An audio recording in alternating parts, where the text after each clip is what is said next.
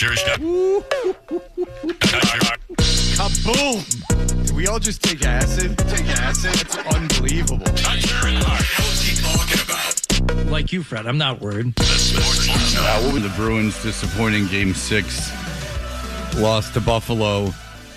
But as much as Grandy tried to switch it up that this was house money for the Celtics, it most certainly was not. The Bruins were an underdog in the series. I thought they'd win.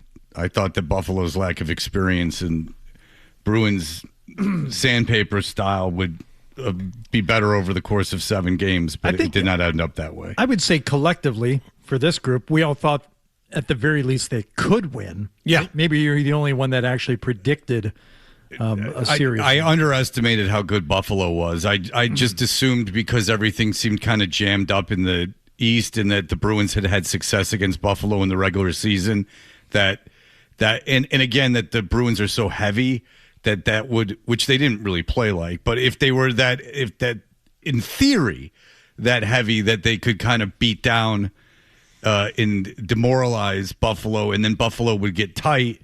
And, I thought it would go 7 games. Obviously I didn't think the Bruins were going to sweep them or anything, but I thought it'd go 7 games, and then maybe Buffalo at home is tight. The Bruins have roughed them up a little bit, and the Bruins take advantage of that. That is the fantasy in my head. That's the way that it played out. It did not work out that way, obviously. It's hard to be, furious about it. The Bruins actually were not supposed to be good at all. They were not supposed to make the playoffs. The season far exceeded expectations, and at least you got some playoff hockey. It's still very disappointing, and there was no excuse for that 4-0 period, and that kind of puts a damper on things, just to play that poorly in a home NHL playoff game is really inexcusable, and tightened up that crowd, and it wasn't good, but it is interesting. I don't know if you guys have heard this, but some people say the hockey players are tough. What do you mean? They think that they're able to withstand more punishment than other players of other sports. No, yeah, but not like compared to baseball or something like that. I've never heard that comparison made. Well, the thing about baseball is I think you underestimate the throwing problems. I think that you think that you can just play through them when that could easily end your career. It's a very delicate thing, that arm. So it doesn't seem like, they're not playing with cracked ribs and punctured lungs and stuff. But if someone tells you hey, you could blow your elbow out if you throw it anymore, you go, yeah, take some time off. Everybody's a big baby compared to hockey players. Well, that is period. true. But if you could ruin your career one pitch, I'm not doing it. But all right, nonetheless, don't throw that pitch. Yeah, exactly. That's my point. Don't throw that pitch. Yeah, exactly. Don't throw it. Don't cry about it either. If Crochet's has arm soreness or his shoulder's swelling, I say, you know what, young man, you sit down until that swelling goes down. We do not want you to tear a labrum or screw up your rotator cuff. You just stay right where you are. So anyway, the Bruins met with the press after, it's when they're getting out of the locker room, whatever the hell they call it. I don't remember. But nonetheless. The room. We just call it the room. They're cleaning up. They're cleaning out the room. Yeah, there's some name for the day, but I don't that people call it, but it doesn't really matter. I'm just pointing out my own ignorances so I can praise myself later in the show and even it out. All right, so... Well, it is announcement of injury day more than anything. It certainly is, and it's always kind of fun to hear. Now, Hardy, you have it all right there. You lead us. Yes, here we go. We'll start with Charlie McAvoy, who, of course, is going to be looking maybe at a suspension to start next season after the... yeah, maybe. Okay.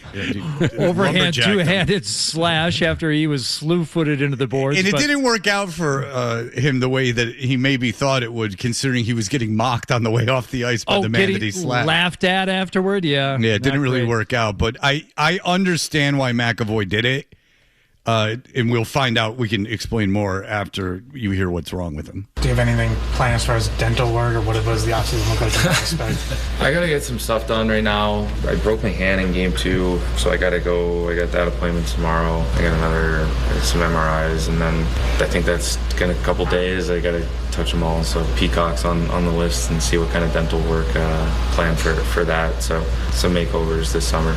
Broke his hand in game 2. All right, so and his face was all swollen after he got that elbow to the face that was not further punished. And so, yeah, his mouth has had a hard time of it. If he went full cage, I wouldn't blame him. But Zach Benson is the pest that slew-footed him. And slew-foot, we'll all agree, if I'm a hockey player, I'd much rather get slashed than get a slew-foot. Yes. Because a slash hurts. He didn't do it to his head or anything. I'd rather get a slash to the head than I would to get slew-footed, because at least a slash to the head, it hurts and it's bad, but at least it can't end my career. You can't slew-foot a guy. And so if you don't know, Charlie McAvoy was slew-footed, and now we know why he slashed him, is because he had a broken hand, and what's he going to do? Mm-hmm. And so, he can't go up there and start beating the hell out of him because he's got a broken hand, so you slashed the guy. It didn't do anyone any good. It ended up kind of backfiring because, again, Benson just sat in the penalty box making fun of him, and it just added kind of insult to injury more than anything else. It didn't look like it really hurt him. You would like the league to go like, let's just forget this happened. There's a long layoff. Maybe you don't have to suspend the guy, but if you get suspended a couple of games at the beginning of the season, who cares? Who cares? Here's another player. We're dealing with another injury. I broke my back. Oh, no, that's... No. That's not right. My back is broken. Okay, oh, my... What is that from? It's Jim Gray talking to Mike Tyson. Yeah. Oh, okay. Yeah. Spinal. Okay, thank you. You broke your back? My back is broken. Okay. What do you mean? Is it a vertebrae or spinal? Okay. It's one of those rare spinal back breaks. Very good. Broke my spinal cord. Wow. That's right. I'm paralyzed. David Pasternak dealing with something. I did have injury one, yeah. I think it's just a little groin. I don't know what they call it. It's tear or torn. I don't know the difference, so don't make much of it. But yeah, so I had that in November. I came back a little earlier. Kind of battled mentally a lot with that as a player because, with the stride, remember that pain for a while when that happened. So I struggled with that a little bit. It's funny because you always think, in a way, like, oh, it's good for them that they get this time off now, they can heal and get the necessary surgeries. And then you think, well, next year is just going to be the same thing. They're going to be playing with something else. Mm-hmm. The groin has to be like, not the scariest in terms of like career ending or anything like that, but the one that you think it's getting better. And as Pasternak just said, you're always thinking about it. You go out stride and you're loose on a breakaway, and now you really got to turn it on, and you got to be waiting. And when it happens, it's debilitating. Well, I also, and it's just that pain. And, you're right. The thing is, the groin you hurt in November, it's not going to get better if you're playing. Like, I guess, what would you think? It would take like a month or two for a groin to completely heal? Sure. So, yeah, he's playing in pain basically the entire season. And, the stride of the skating puts pressure on your groin, obviously. And he was dealing with a lot of pain. All right. Elias Lindholm. I think it's been feeling good. Obviously, I did the same injection early on the first season. This is, he's talking about his back discomfort. By the way, real quick, have you guys watched the Hulk Hogan? I'm going somewhere with this. The Hulk Hogan documentary on Netflix? I have not. Okay, it's fantastic. And it's 4 parts, and they talked to him like 2 days before he died, and he doesn't know he's going to die. Like, it's not like he's in a hospice or something. He had like 20 some odd back surgeries. They installed a pack in his back with a remote control where he could hit it to send an electrical force to his brain to cut the pain, like in his brain. And he talks, and I won't do it justice because I don't remember the exact milligrams, but at one point he was taking I'm not exaggerating, 200 milligram fentanyl, so 400 grams of fentanyl, and he was putting them in between his cheek and gum, and then he had 2 like 1,200 milligram fentanyl patches that he was wearing on his legs. So he was walking around with, and he said, I talked to the pharmacist, and he said, how are you not dead? Like, I guess every day at all times, he had a lethal dose of fentanyl in him, and it wasn't because he was a drug addict. Yeah. I mean, I'm sure he got addicted to it, but it was because he was in so much pain. This is what was required to mitigate that pain. Fentanyl Zins? I bet you can get those in Florida. He said They that had all the flavors. he said he put the pills between his cheek and gum, or he put them up by his gums. I don't know what the reason for that is. Well, you know. Do you know? Because it gets into the bloodstream that much quicker. Oh, it does? Yeah. Okay. I know it's under your tongue. It's like when Johnny Cash got attacked by the ostrich, and he had been clean and sober for years, but he was went in the hospital because he's got this horrific open wound in his stomach. The thing like kicked up and slashed his stomach open, and he started getting hooked on the pain pills again, and he started hiding them, and he hid them underneath the dressing of his wound, not knowing that the package was dissolving. Being absorbing. Yeah, it's just like, oh man, they go in to look at him. It's like, this guy's stoned to the bejesus. Like, and it wasn't because he was swallowing the pills. He accidentally started ingesting all of these pills because it was just absorbing right into the bloodstream. Well, I'm sure when you guys were in high school, there was a kid in quotations that had a sheet of acid in his pocket, and then it rained, and it all like went in. Everyone, there was that story. I think that's almost like I just heard about Mikey from the Life cereal commercial dying from eating the Pop Rocks with Coke. Oh, with Coca-Cola. There was I think every high school had a story. I don't think any of them were true, but everyone had a story that there was a guy who was dealing acid that had a sheet of acid in his pocket, and then it rained and it all soaked into his skin, and he tripped forever. All right, go ahead. All right, Elias Lindholm. And it worked good and didn't have an issue with at all. Felt good coming in. And then, obviously, I don't think the bus trip from New York that day was probably too much for my back. So, it is what it is. But just got to, couldn't take a quick bus trip. His back's been bothering him now for 2 years. Only 5 years left on that contract. Oh, and you know what else contributed to the back discomfort? I mean, looking back at it, I think the face-off happened and he kind of pushed me a little bit, but it was kind of the twisting motion a little bit. That I don't know. After that, it was. That's good. From the Olympics. Oh, that's really good. Yeah, it was tough. I think Olympics was a thing you kind of been looking forward to go for a long time and try to do everything you can to be there, but did the injection. I know I'm in the minority, but I've felt this way forever. They should not be playing in the Olympics during the season. It's in this kind of sport with this kind of injury risk. I don't think you're in the minority. Not, but every single player disagrees with you. They want to play in the Olympics and the Worlds more than they want to do anything else. More than they want to win a Stanley Cup. Yeah, and it's great hockey to watch. That's the other part of it. But the thing is that I like of 82 games. But I like the Bruins, I want the Bruins to win the Stanley Cup. I don't care if they win the gold medal. McAvoy having a gold medal means less than nothing to me. Sure, but I pay money to see the Bruins. I want the Bruins to win the cup. I am in the minority because I got no pleasure from the United States winning the gold medal. I thought it was a great, great game.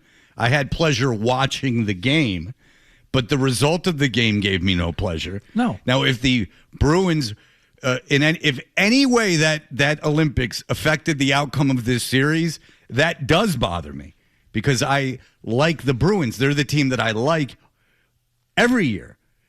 Not to mention that you find yourself, if you're rooting for Team USA, you're rooting for guys from the Florida Panthers to play well. And you're rooting against the guys that you root for every other night of the year, which is why I don't root. I don't root for the Olympics. I'll watch the games, like you said, John, because they're good games, but I don't get emotionally invested in it.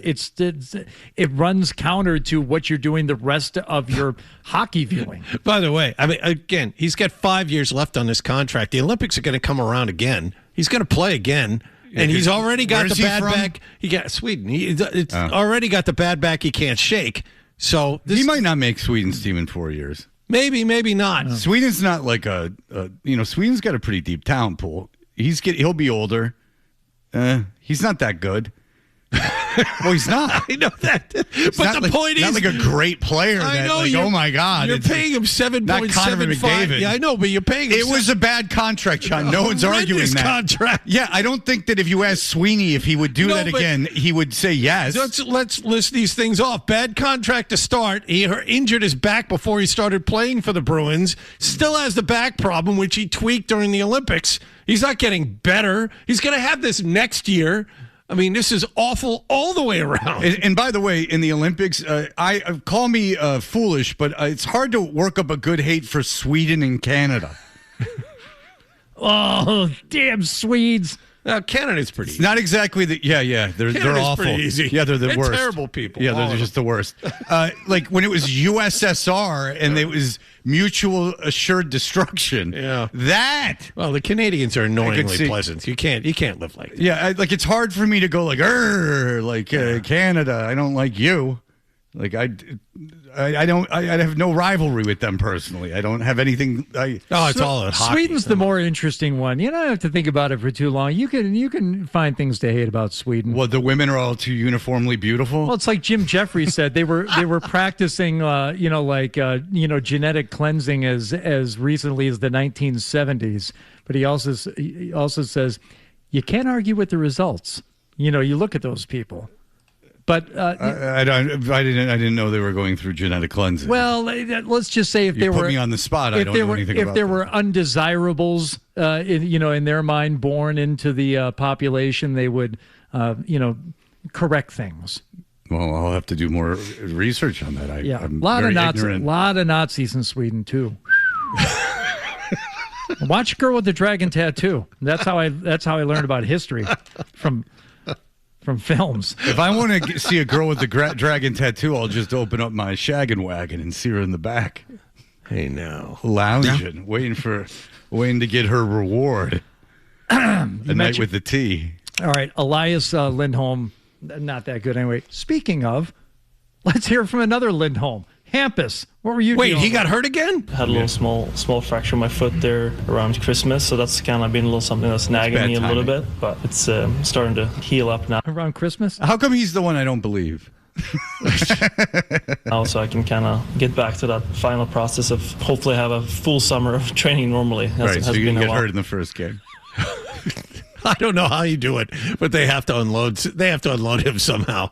I don't even know if it's possible. It probably isn't because he's been wildly overpaid. But man, every year, multiple times a season. Yeah. And he's got bad luck too. He gets hit by a puck and is out 3 months. You know, the leg injury. Oh no, yeah. I mean, he it's just look. No, I'm not calling out his toughness. I'm just saying he gets hurt all the time. Yeah. Like it's not. I'm not saying it's his time. fault that he just gets hurt all the time. And If anything, he's got just bad. He's like Ziggy. He's got bad mojo. Yeah. one last one here, Victor Arvidsson. Yeah. This is impressive. Broken rib and a little puncture on the lung, so it was hard to Well, he didn't kind of play. come back and that quickly. So it was Bergeron did. Unfortunate, but part of the game. Bergeron played with it. Probably wouldn't have played Game 7 though. I don't think. We'll ask him. He was at Baja Mar. You ask him. Well, it's already happened, and I didn't see him. Everyone else did, but I didn't see him. Oh. My daughter and I just sat around going, Bergeron. He'll be at gin sometimes. He'll be having a meal. Nice. Yeah. But I don't say anything to him. No. Because I know he would see me and go, I think I've seen that face before. I know. Because I hosted events with him once a year for many, many years. But I'm not sure he could place it. Or what feelings he would have about it. Oh, I was really tough on Bergeron the way that I worshipped him and glowed about him on the air and made up stupid nicknames for him and have bobbleheads of him. Yeah, it was all. If anyone in the world shouldn't have a problem with what I've said about them on the radio, it should be Bergeron. Do you have a pet name for him? I called him Rafters. Oh. Yep. That's awful. I thought it was good at the time, but now looking back, maybe it was a little corny. What's wrong with that? I think that's a very good nickname. I don't know if I should be making up nicknames for people. I think Rafters was inspired. I think there's nothing wrong with that. Thank you, Jonathan. But maybe I have no that's problem not my with that. place to be doing. Maybe I got caught up in things in 2011.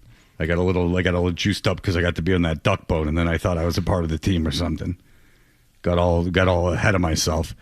All right. Well, look, there's a lot to talk about, and of course, there are a lot of emails coming in, and we will get to those in just a moment. You know, I got an idea for a bit. The email bit. We should do the email bit. It's a great idea. Let's do the email bit.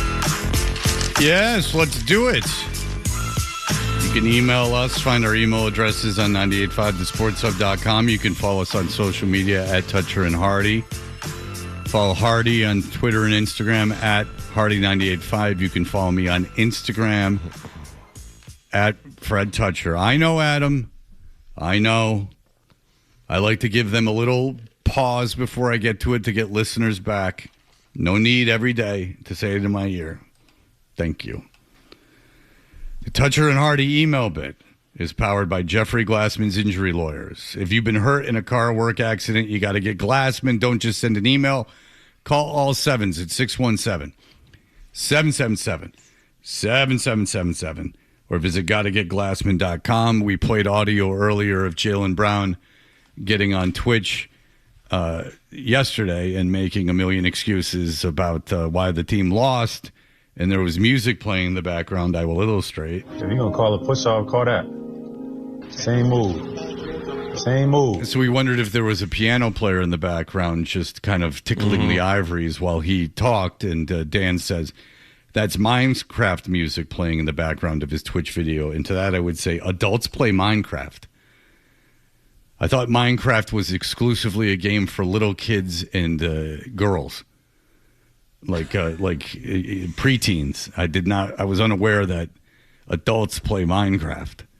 Weird. Especially if you're talking on the Minecraft, which seems to be only kids. It seems like I know very little about it as an adult. So do I, but it's like an ongoing thing. It's like you pick up where you left off in Minecraft, right? It's like the farm building stuff. I don't know. Again, I'm an adult, and this idea. seems to be an online place for kids to gather, which is why I would never play Minecraft, because it seems like if I was playing, and I'm sure there's ways you can make it so it's only people you know, but if I was playing Minecraft, it seems like I would just be in a sea of kids, which I would be uncomfortable. I don't know if I need to be talking to kids that aren't my own kids and playing a game that they seem to enjoy. You just reminded me. I saw another monthly charge for Roblox pop up on my credit card. Someone is still. I don't know if either one of them are using anymore, but I never knew what it was. And they started doing this at a relatively early age in my house. Roblox. They need a monthly $4.99 for Roblox. I'm like, for what? It's a bunch of games. Please. Yeah, but what is it? What are they doing? It's a bunch of different games. That's all I know. More importantly, I have one kid that's still interested. My in daughter it too. plays. Are they still doing it? Is this $5 I still need to spend every month? Not nearly as much as they used to, because my kids are 16 now. But yes, they still play every once in a while. Yeah, my daughter plays Roblox every once in a while. My son has grown out of. I don't know if my son ever played Roblox, but he still plays video games, but he don't play Roblox, to my knowledge. Drew says this Jason Tatum guy, the amount of excuses the media and surrounding are using to justify a guy has a sore knee and can't play Game 7 when his team is up 3-1 and lose 4 straight to the trash Philly team is it says disguising, but he means disgusting. Maybe they can, or maybe he does mean disguising. Maybe they can make another documentary out of it. That is true. He made a documentary about his rehab from the Achilles and then didn't play in the Game 7, which isn't such a great ending. No. In real time. Again, I question anyone who watched that documentary in that you were living in it almost in real time to the release of the documentary. Do you are that concerned about him, like actually footage of him rehabbing it? That doesn't seem interesting. How much of the documentary did you watch, Fred? Of the Tatum documentary? Yeah. I think the real question is how many times did I watch it? Did you? I kept going back to it over and over again to see if I missed anything the first time. I'm not saying better, worse, bad, indifferent. I do pride myself a tiny little bit, not 1 second. And it seems like maybe something I should have done for this job. Oh, no. That was unnecessary. I did not. No, you had this job during the whole process. I'm kind of proud of it. No, of course I didn't watch it. I don't even know how I could have watched the documentary. I don't even know what it's on. I just know they were making it. No, I didn't watch it. I live in Boston, and the Celtics are on TV. I saw it all. I don't need to see a documentary in real time where he was strategically planning the day of his comeback to coincide with a cool ending. Well, I have the ending. You didn't play in Game 7 and you lost. And I don't even have a problem with him not playing. Hardy does, which is valid. Again, this isn't something I'm like I care. Like, not I care. I mean, I care that they lost a lot, and I care that he didn't play. but my opinion of him not playing is so set that I feel the need to debate it. And John Corral has had the most reasoned, logical, fair-minded assessment of it in his, I'll call it a defense of Tatum and the team's decision for him not to play. And I still don't agree because I reject portions of the premise that it's it's part of the process. And at some point, if that one knee starts to go, then it's a compensation issue and you could injure that, blah, blah, blah. I find it impossible to believe that this is the first time he experienced stiffness in that knee, as he has been favoring that knee since he came back. And that's all part of it. So this is it. This is the one time it popped up. Or was it just the ultimate last chance at preservation for next season? And you know what? Maybe he was more serious this time. Enough already. Hardy. Maybe he was more serious this time. I don't believe it. Our friend Timma says, and then that's your fault. That's your problem. I'll leave it open for you two. Timma says, today was John's big day to recap the Celtics' demise. I'm happy for him. Now he can shush for a few months. Look at Timma. That's not nice. No, we're going to talk Red Sox. Oh, don't you worry. Why'd you read that? Lots of Red Sox. I don't know. I'm a meanie. We'll lots of Red Sox. We'll get to that. We'll get to off-season stuff with the Celtics and the Bruins, free agency. And then we get to the summer. Then we're really flying high. I am very disappointed the Celtics aren't playing the Knicks. There's a lot of juice to that. I said it a million times today. I don't mind when teams aren't playing. It's fun for me. I like screwing around. But it really would have been nice to have that. Obviously, I wanted the Bruins to move on, but they're just not a very good team. The Celtics-Knicks series would have been a lot of fun because, again, Knicks-Celtics series get the kind of attention like a wild card NFL playoff game gets, which is big and huge for one of the sports that's not the NFL. Considering how poorly the Celtics, suppose they somehow figured out a way, Pritchard makes that three from the corner at the end of the game and they win and they go on. How confident would you have been that they could have beaten the Knicks based on the way they looked recently and how they looked last year against this team? I would have put it 60-40 Knicks. I would at least. Yeah, I think, but I would have said 60-40 Knicks. I would have expected the Knicks to win, but not confidently enough to pick it either way. But that's the thing. You could have talked yourself into the Celtics winning because Thibodeau's not there anymore. The defense won't be as good. The Knicks aren't nearly as good. You can make the argument this year as they were last year, regardless of how they looked against Atlanta. Celtics are really, really angry about the way that the season ended last year, and they're going to overperform. But I think the Knicks would have been favored in this, and I think they would have been favored in 6. Again. Oh, I don't think so. I think that's no. I don't think so. I think they would have been favored. Recency bias. I think they might have been absolutely. favored. Yeah, you're saying if they would have won, if the Celtics went to 7 and won Game 7? Yeah, if they had beaten Philadelphia in Game 7. In 7. I think the Knicks would have been favored to win in 6 games. They might. I don't think. Would 6. you pick? Maybe 7? Would you pick Knicks on a 60-40 split before the Celtics started collapsing in this last series? No. Oh, okay. No. Then I would have put it 60-40 Celtics. Yes. Yeah. Celtics would have been favored if they had taken care of it in 5. I would have gone Yeah. 70-30 Celtics if they had just. Well, they lost to them last year is the only reason that I would have thought that there's more than a puncher's chance for the Knicks in that series. I would have thought the Celtics would win, but I would have thought that it would be a good series. They lost to Philadelphia, though, in the first round, a play-in team. You got a couple of emails about this morning, directed just at me and one that's to all of us.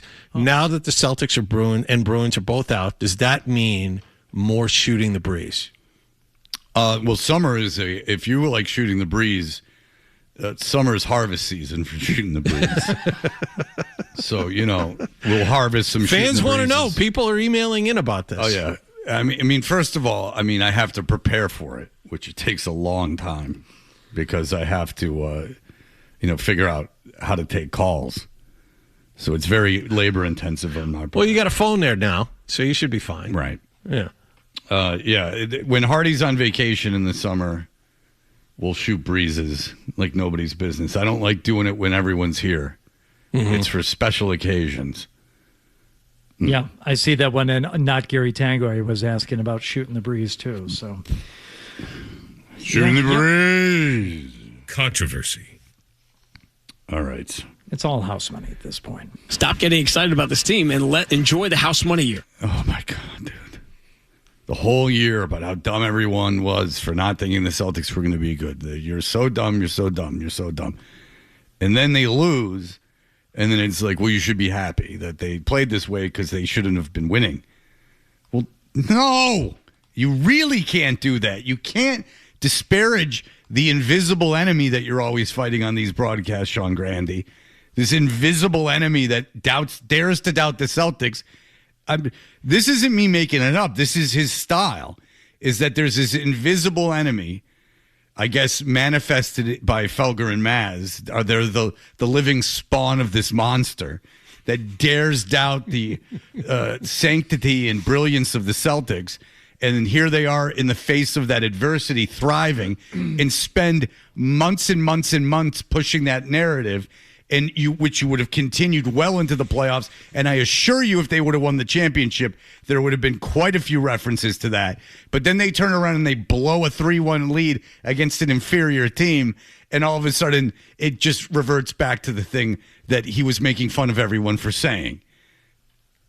No, you really can't do that. And he should know better than that.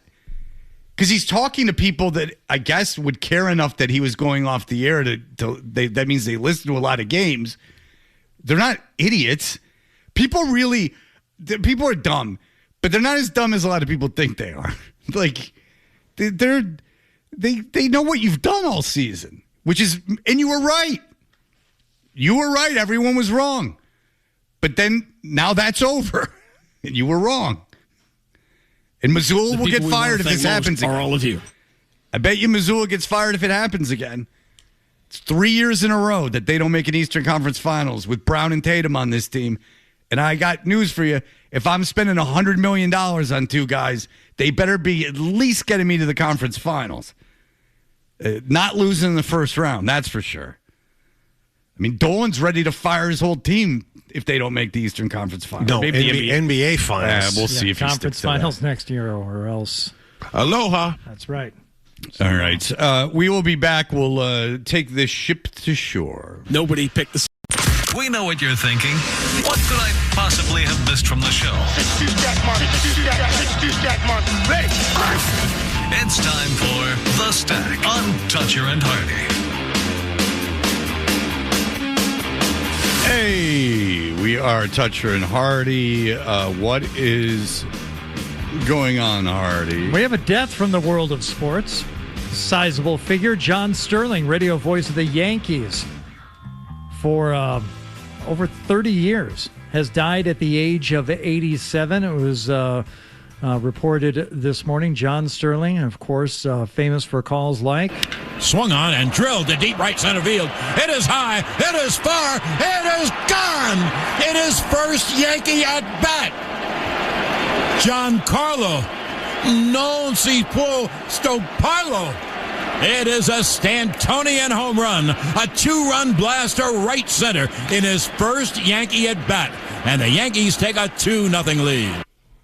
Of course, he was there for A-Rod's 500th. The pitch swung on, hit high in the air, deep down the left field line. It is going to be gone. He's done it. A long high drive down the left field line, just fair for a 3-run home run.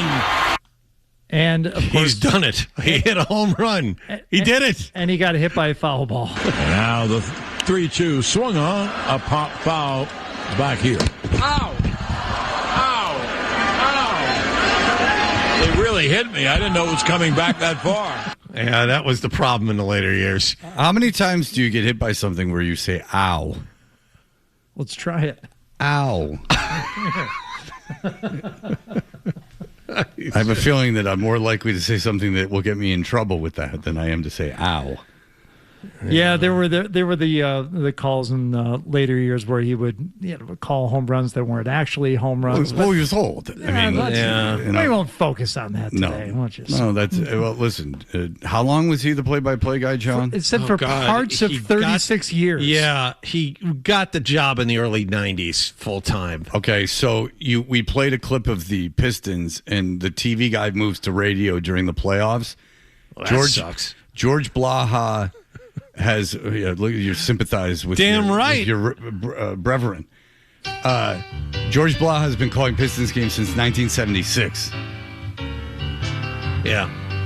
Blaha, I believe is how you spell Blaha. The same guy in Golden State for 40 years, Tim Roy, same guy in Phoenix for like 50. Oh, yeah. I mean, when you start comparing him to the guys that, the Blahas and Vince Scullys of the world, he didn't do it for all that long. No, I wasn't even doing that. I was just like, Sterling was the play-by-play guy for a super long time. And then I'm amazed. I just kind of like figured it out this year that Blaha's still doing it. And I was like, and then I was interested and I looked it up, 1976. So I moved to Detroit in 1976. And I'm 51 years old. He's been doing those games my entire life. Moved up there for the auto boom, did you? Did you start wrenching on the line? Were you a Ford or a GM guy? My dad invented the Edsel. I don't know if you were aware of that. We have Edsel money. Wow. And you know how he got it passed? He goes, I'm going to name it after a relative. I'm going to name it after Edsel Ford. Well, you're part of the family. Well, no, he named it after the family. He's like, the only way I get this piece of garbage made is if I do a little vanity. So it wasn't your dad? It was my dad. Oh, okay. All right. Named it after a member of the Ford family. Oh, I see what he did. Smart. Yeah. Very vain, Henry Ford. Very vain.